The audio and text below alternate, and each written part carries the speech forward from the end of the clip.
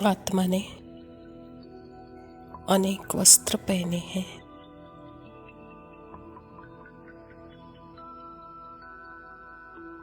यह स्थूल सूक्ष्म वस्त्र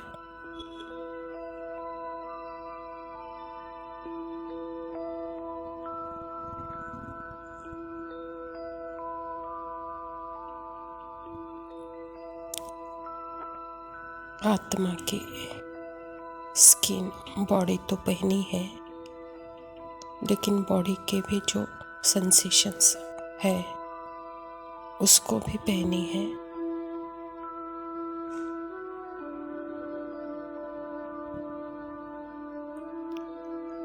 अभी जो भी सेंसेशन अनुभव हो रहे हैं यह मुझ आत्मा के अंदर ही है। जो स्थूल शरीर यह दिख रहा है यह भी मुझ आत्मा के अंदर ही है।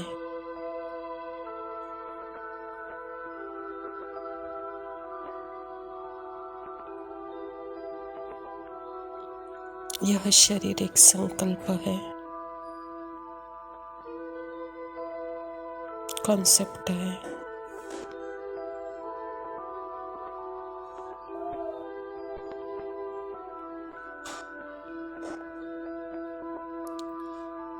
वह मुझे बाहर दिख रहा है,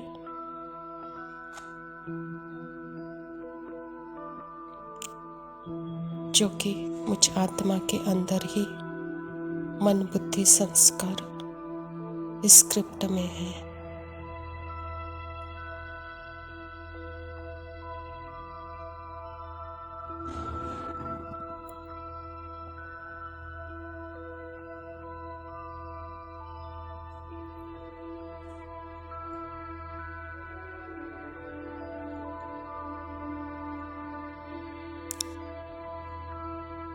जिस शरीर को मैं अनुभव कर रही हूँ मतलब यह मैं हूँ, यह महसूस करती हूँ, तो यहाँ मैंपन आता है।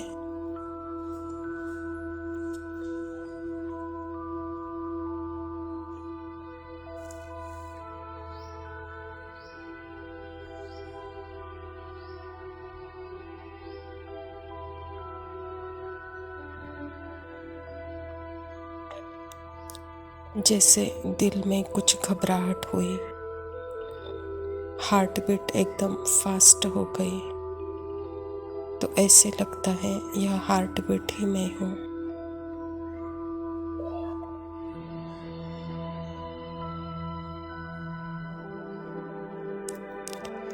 लेकिन यह सारे सेंसेशन जो कि शरीर के पांचों इंद्रियों के द्वारा मुझे अनुभव होते हैं,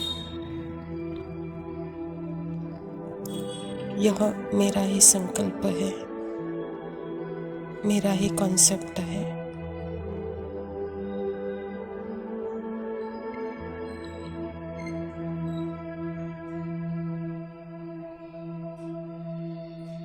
मैं आत्मा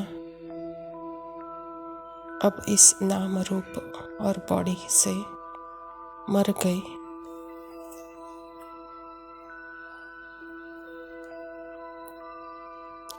तो सारे पुराने कपड़े संकल्पों के, फीलिंग के, मेमोरीज के, इमोशंस के, सेंसेशंस के, टेस्ट के, टच के, स्मेल के, वॉइस के, साउंड के, यह सारे कपड़े परमात्मा को दे दो।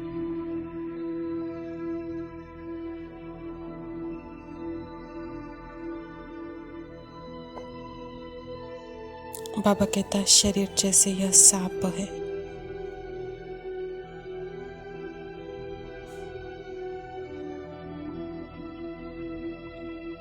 यह ले लो, यह बाबा आपका है।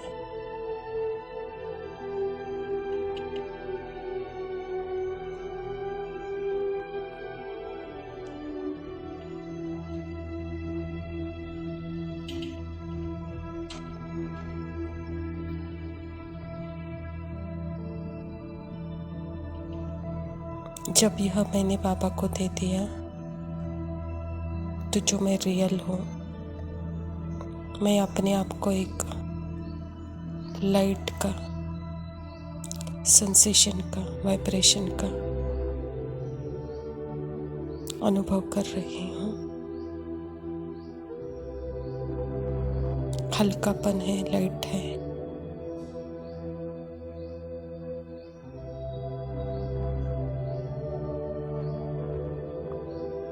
शांत है, एवर प्रेजेंट है।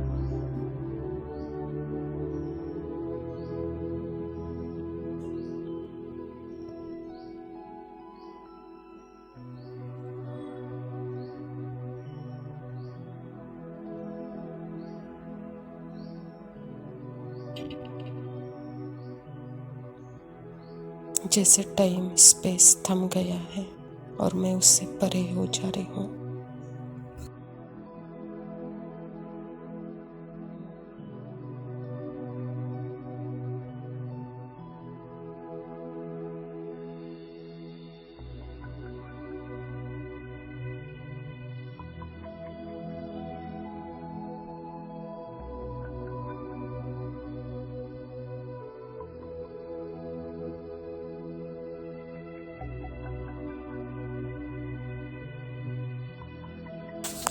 ओम शांति। प्रातः मुरली। बाप दादा मधुबन। मीठे बच्चे, अभी तुम पुरुषोत्तम बनने का पुरुषार्थ करते हो। पुरुषोत्तम है देवताएं, क्योंकि वह है पावन, तुम पावन बन रहे हो। स्वयं परमपिता परमात्मा शिव बाबा प्रजापिता ब्रह्मा के तन में आकर के यह ईश्वर विश्वविद्यालय की स्थापना की है, और इस ईश्वर विश्वविद्यालय के द्वारा ही हम बच्चों को लक्ष्य देते हैं मनुष्य से देवता बनना। तो परमात्मा पिता कहता है कि बच्चे, पुरुषोत्तम है देवताएं, वह पवित्र है और तुम बच्चे पवित्र बन रहे हो। तो पवित्रता का तात्पर्य ही है जो मैं हूँ उसके रियलिटी में रहना, अर्थात मैं आत्मा अपने ही स्टिलनेस, साइलेंस, एवर प्रेजेंट में जब मैं रहती हूँ तो जैसे पात्र का हार जीत, निंदा स्तुति, मान अपमान, मिलना बिछड़ना, यह सारी जैसी बातें मेरे सामने समान लगती हैं। पार्ट में जो कुछ भी हो रहा है, अच्छा बुरा, सुख दुख, हार जीत, अर्थात यह दोनों भी पार्ट में है, स्क्रिप्ट है। तो उससे भी जब हम साक्षी हो जाते हैं तो यही है पवित्रता की स्थिति। तो बाबा कहता, बच्चे ये स्थिति का अनुभव अभी कर रहे हो, कहता बाबा। प्रश्न है, बेहद के बाप ने तुम बच्चों को शरण क्यों दी है? उत्तर है, क्योंकि हम सब रिफ्यूजी किचड़े के डब्बे से पड़े हुए थे। बाप हमें किचड़े के डब्बे से निकाल गुलगुल बनाते हैं, असुरी गुण वालों को दैवी गुणवान बनाते हैं। ड्रामा अनुसार बाप ने आकर हमें किचड़े से निकाल अडॉप्ट कर अपना बनाया है। परमात्मा पिता कहते हैं कि बच्चे, एक तो आप यहाँ दूसरे देश में आकर परदेसी बने हो। परदेसी का अर्थ है उस देश से निकाले गए, और जब दूसरे देश में जाते हो तो वहाँ जैसे बंधक बन गए हो, तो इसको ही रिफ्यूजी कहते हैं।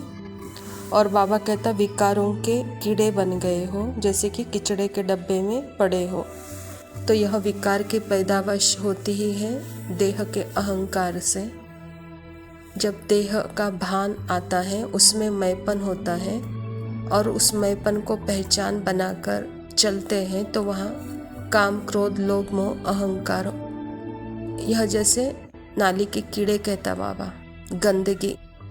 तो ऐसे किचड़े में पड़े हुए कीड़ों को बाबा निकाल करके गुलगुल फूल बना रहे हैं। तो परमात्मा पिता ने हम बच्चों को अडॉप्ट किया है, अपनी स्मृति दिलाई है, और अपनी शक्ति देकर, ज्ञान देकर हम बच्चों को फिर से पवित्र बना रहे हैं, ज्ञान स्नान करा रहे हैं। धारणा के लिए मुख्य सार है, पहला पॉइंट है, देवता बनने के लिए बहुत रॉयल संस्कार धारण करने हैं। खान पान बहुत शुद्ध और साधारण रखना है, लालच नहीं करनी है।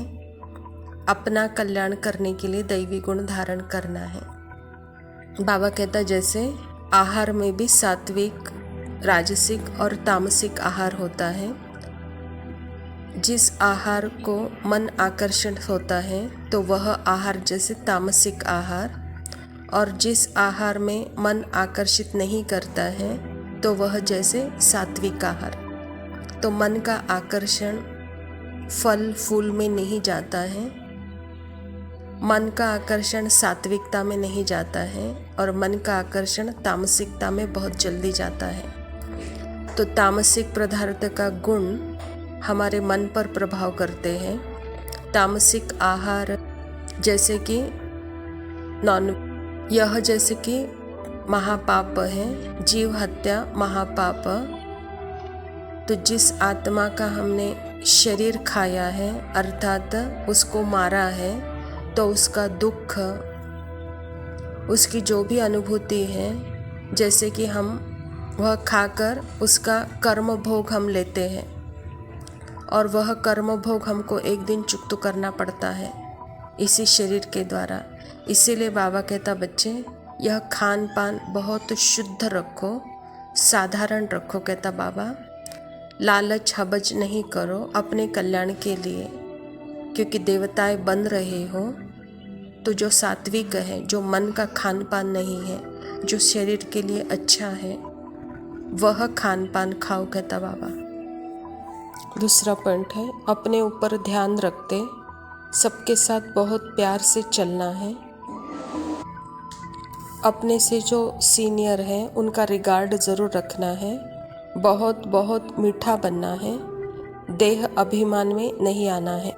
जब स्मृति में है तो आत्मा जैसे कि अपने ही अटेंशन में है, और यह अटेंशन बाबा कहता वह कर्मों में लाना है। तो सबके साथ प्यार से चलना है। कहता बाबा जो अपने से भी बड़े हैं उनका रिगार्ड रखो, बहुत मीठा बनो, देह अभिमान में नहीं आओ। वरदान है बीती हुई बातों को रहम दिल बन समाने वाले शुभ चिंतक भव। यदि किसी की बीती हुई कमजोरी की बातें कोई सुनाए तो शुभ भावना से किनारा कर लो। व्यर्थ चिंतन या कमजोरी की बातें आपस में नहीं करनी है। बीती हुई बातों को रहम दिल बनकर समालो, समाकर शुभ भावना से उस आत्मा के प्रति मनसा सेवा करते रहो। भले संस्कारों के वश कोई उल्टा कहता, करता या सुनाता है तो उसे परिवर्तन करो। 1 से 2 तक, 2 से 3 तक ऐसे व्यर्थ बातों की माला न हो जाए, ऐसा अटेंशन रखना है, अर्थात शुभ चिंतक बनना है। जैसे परमात्मा ने हम बच्चों को ड्रामा का रहस्य बता करके हमारे अंदर शुभ भावना पैदा की है, क्योंकि हर आत्मा स्क्रिप्टेड रोल में अपना पार्ट बजा रही है। वह कमज़ोरी उस आत्मा की कमज़ोरी नहीं है, वह पार्ट का स्क्रिप्ट है। जब यह सत्य आपको मालूम होता है तो बाबा कहता उसका चिंतन करना जैसे कि कमज़ोरी का चिंतन करना, वातावरण बनाना। तो यह व्यर्थ का वातावरण अभी नहीं बनाओ, पहले तो अपने ऊपर रहम दिल बनो और हर आत्मा को उसी रूप से देखकर उसके प्रति भी रहम दिल बनो। कहता बाबा इसीलिए व्यर्थ के बातों की माला न बनाओ, ऐसा अटेंशन रखो, शुभ चिंतक बनो। स्लोगन है संतुष्ट मणि बनो तो प्रभु प्रिय, लोकप्रिय और स्वयं प्रिय बन जाएंगे। आत्मा जब अपने संपूर्णता में है तो वहाँ संपन्नता है, प्रसन्नता है, संतुष्टता है। तो यह संतुष्ट मन स्थिति स्वयं को भी प्रिय है, प्रभु को भी प्रिय है, तो लोकप्रिय भी है। अच्छा मीठे मीठे सिखिलदे बच्चों प्रति माता पिता बाप दादा का याद प्यार और गुड मॉर्निंग। रूहानी बाप की रूहानी बच्चों को नमस्ते। हम रूहानी बच्चों की रूहानी बाप दादा को याद प्यार और नमस्ते। लव यू बाबा, शुक्रिया, ओम शांति।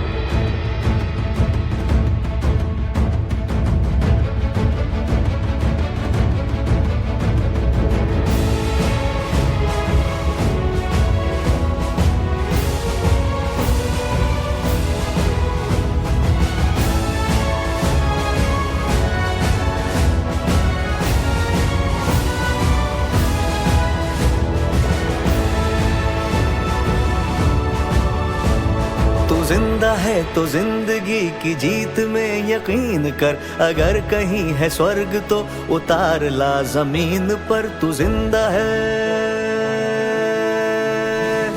ये गम के और 4 दिन, सितम के और 4 दिन, ये दिन भी जाएंगे गुजर गुजर गए 1000 दिन। ये गम के और 4 दिन, सितम के और 4 दिन, ये दिन भी जाएंगे गुजर गुजर गए 1000 दिन। कभी तो होगी इस चमन पे भी बहार की नजर, अगर कहीं है स्वर्ग तो उतार ला जमीन पर। तू जिंदा है, तू जिंदा है, तू जिंदगी की जीत में यकीन कर, अगर कहीं है स्वर्ग तो उतार ला जमीन पर। तू जिंदा है।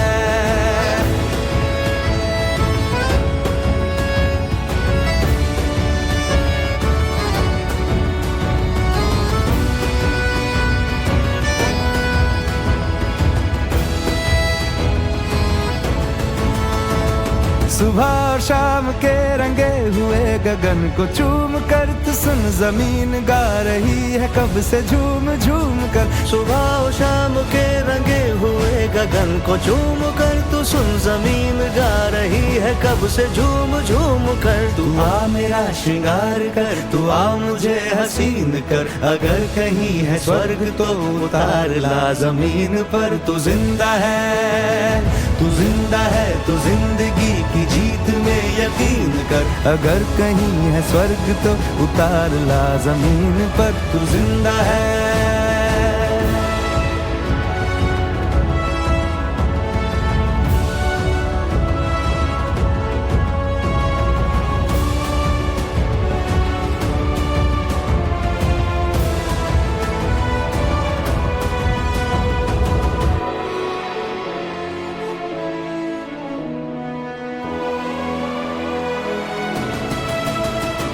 हजार भेष धर के आई मौत तेरे द्वार पर, मगर तुझे न छल सकी चली गई वो हार कर। हजार भेष धर के आई मौत तेरे द्वार पर, मगर तुझे न छल सकी चली गई वो हार कर। नई सुबह के संग सदा तुझे मिली नई उम्र, अगर कहीं है स्वर्ग तो उतार ला जमीन पर। तू जिंदा है, तू जिंदा है, तू जिंदगी की जीत में यकीन कर, अगर कहीं है स्वर्ग तो उतार ला जमीन पर। तू जिंदा है।